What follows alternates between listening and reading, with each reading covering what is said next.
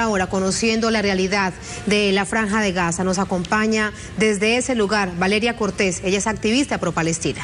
Hola Valeria, bienvenida. Estabas en el hospital Al-Wafa cuando fue bombardeado. Cuéntanos qué pasó con los pacientes y qué sucedió con ustedes mientras se producían esas explosiones.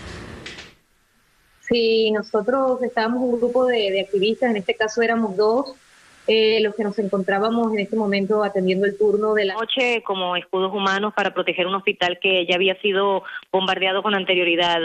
Un dron disparó 9 misiles 2 días consecutivos e Israel había amenazado con destruir todo el hospital con bombas desde F-16.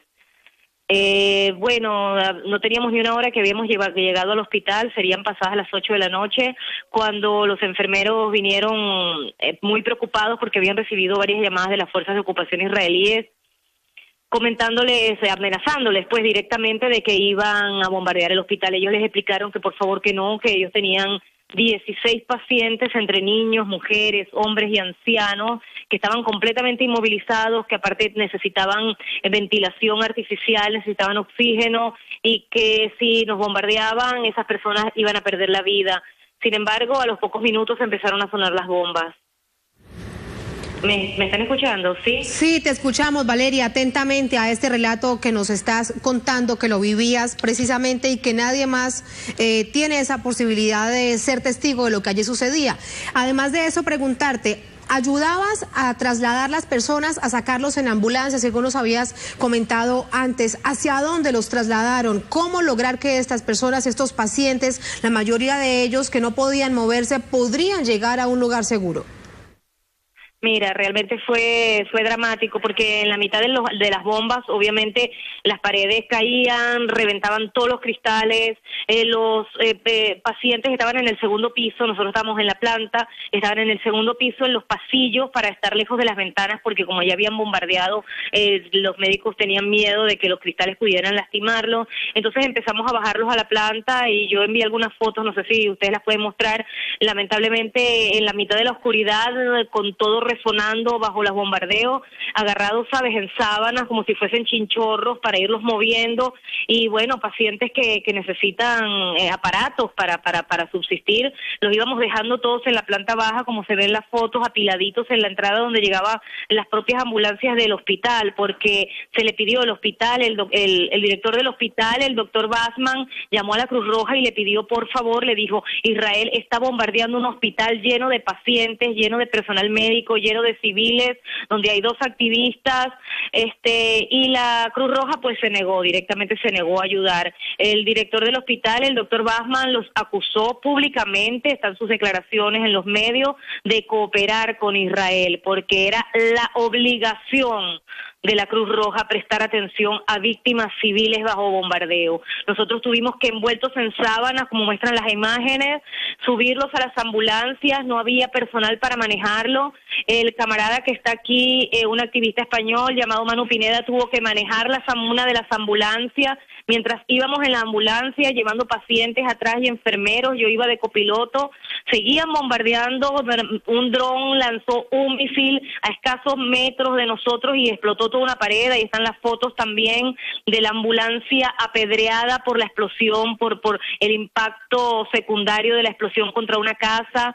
La gente en las calles corría despavorida, los niños, mientras nosotros con 3 ambulancias del hospital logramos sacar a los pacientes, porque, insisto, esperábamos a la Cruz Roja mientras Israel bombardeaba un hospital lleno de civiles y nos quedamos esperando por la Cruz Roja.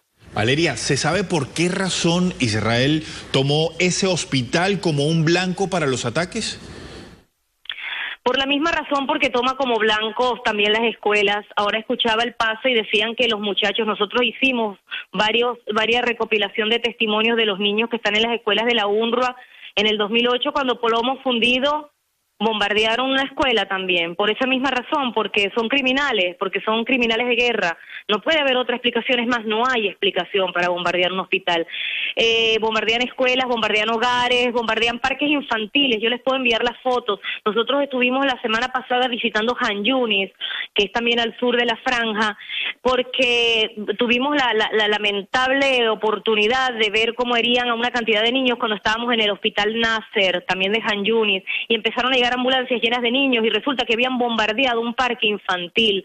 Y nosotros no nos lo queríamos creer, a pesar de la infamia de la atroz historia del sionismo. Nosotros no queríamos creer que acababa de bombardear con un F-16, que son bombas de 1 tonelada, un parque infantil, y el otro día nos dirigimos a Han Yunis, y allí están las fotos y los testimonios, y volvimos a ver a los niños heridos y las casas destruidas, y un abismo, un cráter gigantesco rodeado de columpios y rodeado de toboganes y rodeado de juegos infantiles. Bombardean parques infantiles, bombardean hospitales, bombardean hogares.